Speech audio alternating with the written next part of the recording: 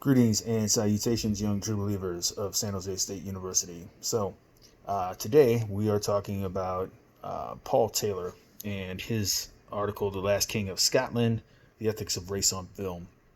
And Taylor, if you watch the YouTube video, the guest lecture he did at Penn State, he is a philosopher who focuses on the intersection of race and ethics. But he also, as we obviously have seen, he talks about aesthetics because obviously aesthetics is part of axiology value theory. And he wants to know what kind of moral message is being delivered through art, and particularly, contemporary American art forms like film. Well, let me give you a little bit of background on this film, Last King of Scotland. So the movie is not about anybody from Scotland, so don't get tripped up by the title. Um, it's a so the film is about Idi Amin, who was the dictator of Uganda in I think he was dictator from 65 to 75 roughly. Um, and he he came to power shortly after Uganda gained its independence from the UK. And he, as we see today, he's a very prototypical authoritarian leader, military leader. Um, was notoriously cruel to his enemies, fed people to crocodiles, that kind of thing. Um, but before he dives into that film, he wants to talk about another film that was made in the early 90s called Mississippi Burning, which is about the disappearance of civil rights workers, particularly poll workers in Mississippi during the civil rights era. As there, he introduces this concept, the moral gentrification narrative. And what the moral gentrification narrative is, it's a kind of retrospective way of looking at historical events that helps white people to clear their conscience about the racial injustices of the past. So, in the film Mississippi Burning, Gene Hackman and I forget the name of the other actor who was in it, but they go to Mississippi and they are primarily the ones who are responsible for bringing the KKK terrorists to justice. Um, in reality, right? And I'm sure you probably heard this in your history and sociology classes, etc. Uh, the government and the FBI, especially under J. Edgar Hoover, was the FBI director at that time, was responsible for perpetrating a lot of racial injustice. So the inclusion of characters like Hackman's in Mississippi Burning, and the inclusion of let me find out who the actor is here in Last King of Scotland. Uh, James McAvoy, right?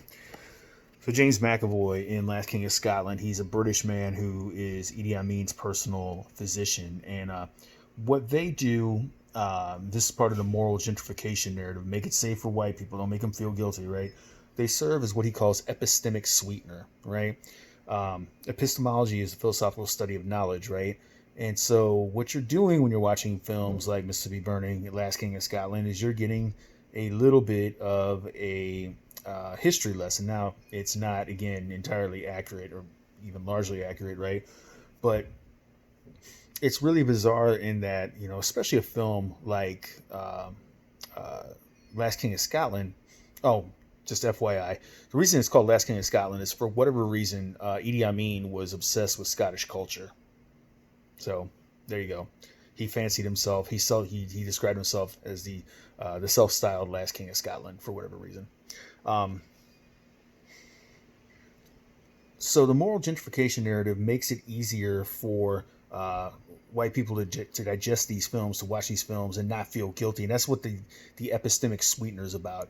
Um, it makes it easier for white people to hear about the history of what actually happened in colonialism, with imperialism, right? Um,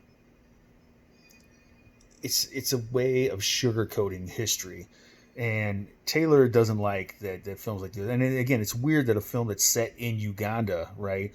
The action about this film in Uganda, which is about a, a leader in Africa, well, we'll set aside the fact that, Idi Amin was brutal and corrupt, right? It's still a film that's set in Africa about the troubles of an African nation in the late 20th century, or mid to late 20th century, and all the action in the film still focuses around an incidental white person, James McAvoy's character, Dr. Garrigan, who one wasn't even Garrigan's character is a loose composite of several people who were in Amin's inner circle, right? But the action centers around him. You got a film that's about black people in a predominantly black nation, and you center on the white guy, right? You got a film in Mississippi Burning about white people or about a civil rights problem in largely rural Mississippi.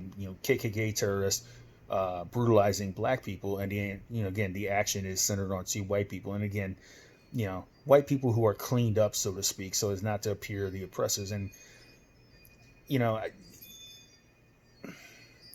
it would have been pretty exceptional, I think, to find white law enforcement officers in any state, local, federal agency at that time, the mid '60s, who would have actively tried to help civil rights workers. So again, this is the moral gentrification narrative. Clean up the past. Don't show the real attitudes of white people toward people of color, and in this just given historical time, whether it be Civil War era, Civil Rights era, or again post-colonial Africa, and make sure you include a character that the white person can relate to. So again, this is Taylor's point, right? It serves no one any good to have films like this, to make films like this, because it literally whitewashes the past, right? We get moral messages through art, and increasingly people are getting a lot of their moral messages through film, and we want the history that people get to be accurate history, not Pocahontas kind of history. And I'm making reference to the animated Disney animated film, because that's another example of whitewashing history, moral gentrification.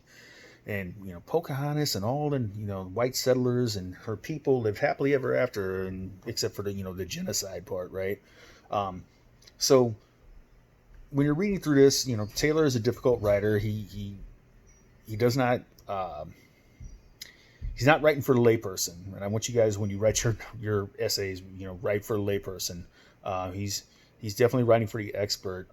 But if it helps to see what he's up to, be sure to watch his guest lecture that I posted, and I will talk to you guys tomorrow.